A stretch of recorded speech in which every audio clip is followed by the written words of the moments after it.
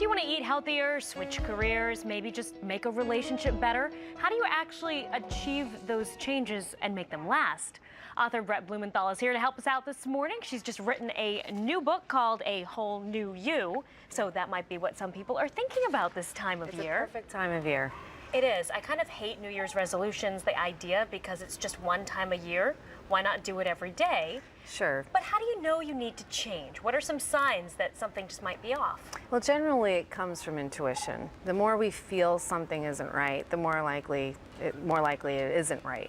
A lot of us can see different types of signs. We have what I call rational signs, which are sort of data's right, isn't right, like you're overweight. Okay. Something you can truly really see. grab The onto. pants are too tight, or you're just feeling out of breath, and other things though you have to feel. That's right. The emotional signs are, I think, what are first of all harder to distinguish, but also are most important because those are really based more on intuition. What are some things that we do that sabotage our ability to change, that stop us before we even start? Right, we get stuck, and I basically call them roadblocks. You know, there are a lot of different types of roadblocks we can experience, but I think there are three in particular that I find most people really hit, and one is fear, where you're so focused on the worst case scenario of the future that you can't take that chance or that risk to make the change. Another one is regret, living in the past, not really focusing on the future or the present, but really worrying about all the things you did wrong in the past and how it's going to affect the rest of your life. And then the third one is indecision, when you're confronted with great choices, but you don't know which one to make, so you just don't make a choice, and then you just stagnate. And this book gives you some tools to sort of address those different problems. You have 6 steps. At first, you just need to identify what in the world is bothering you. Right. And then sort of take us on the arc here as to where you're aiming to be. Right.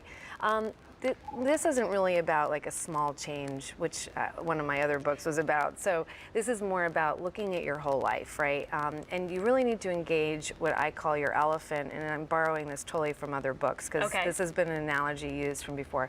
Your elephant, which is your emotional side, it's huge, it's big, it's hard to move. And then your rider, which is sort of that rational side that really understands how to follow plans, is great at like creating sort of the how to go forward.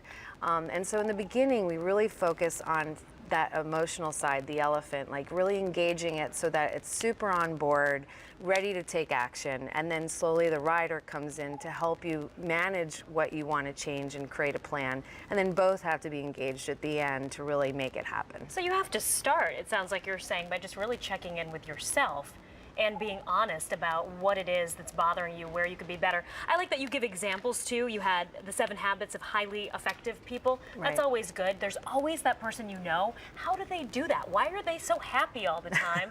And you definitely have some examples about that. What do you think are some of the keys to being effective? What is an effective person? Yeah, again, really engaging that emotional side. The 7 Habits was a great resource because it really focused.